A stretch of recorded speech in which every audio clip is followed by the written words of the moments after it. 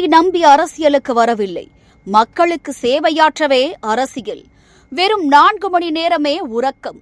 பம்பரமாய் சுழன்று மக்கள் மனதை வென்று காட்டிய ஜோஸ் சார்லஸ் மார்ட்டின் தொகுதியில் உள்ள சுமார் 30,000 மக்களில் ஒவ்வொருவரையும் நேரில் சந்தித்து பிரச்சாரம். புதுச்சேரி அரசியல்ல பேசு பொருள்னா அது ஜோஸ் சார்லஸ் மார்ட்டின் தான் சொன்னா மிகையாகாது.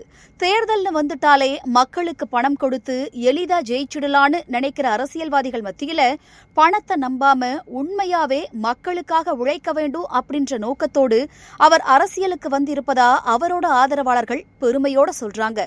சும்மா ஒன்னும் அவங்க இதை சொல்லல, உரிய ஆதாரத்தோட தான் சொல்றாங்க. இதே புதுச்சேரியில பல பணக்கார வேட்பாளர்கள் தொகுதி மக்களை சந்திக்காம பணத்தை மட்டுமே நம்பி களமிறங்கி இருக்காங்க. ஆனா ஜோஸ் சார்லஸ் மார்ட்டின் கடந்த 3 மாதங்களா பம்பரமா சுழன்று ஒவ்வொரு நிமிடத்தையும் மக்களுக்காக செலவிட்டு வராரு. புதுச்சேரி வரலாற்றில் இதுவரை இல்லாத அளவுக்கு அவர் போட்டியிடும் காமராஜர் நகர் தொகுதியில உள்ள சுமார் 30,000 வாக்காளர்களையும் அவர்களுடைய வீட்டிற்கு சென்று சந்திச்சு தனது திட்டங்களை எடுத்து கூறி ஆதரவு கேட்டிருக்காரு. அவர் போட்ட ஒரு பதிவு வைரலாகி இருக்கு. அதாவது நாள் ஒன்றுக்கு வெறும் 4 மணி நேரம் மட்டுமே அவர் உறங்குறதா அந்த பதிவுல தெரிய வந்திருக்கு. இத அவருடைய ஆதரவாளர்கள் பலரும் உறுதிப்படுத்தி இருக்காங்க. பல நேரங்கள்ல அவர் சாப்பிடாம மக்களை சந்திச்சு கடும் வெயிலையும் அவங்க குறைகளை கேட்டுட்டு வராரு.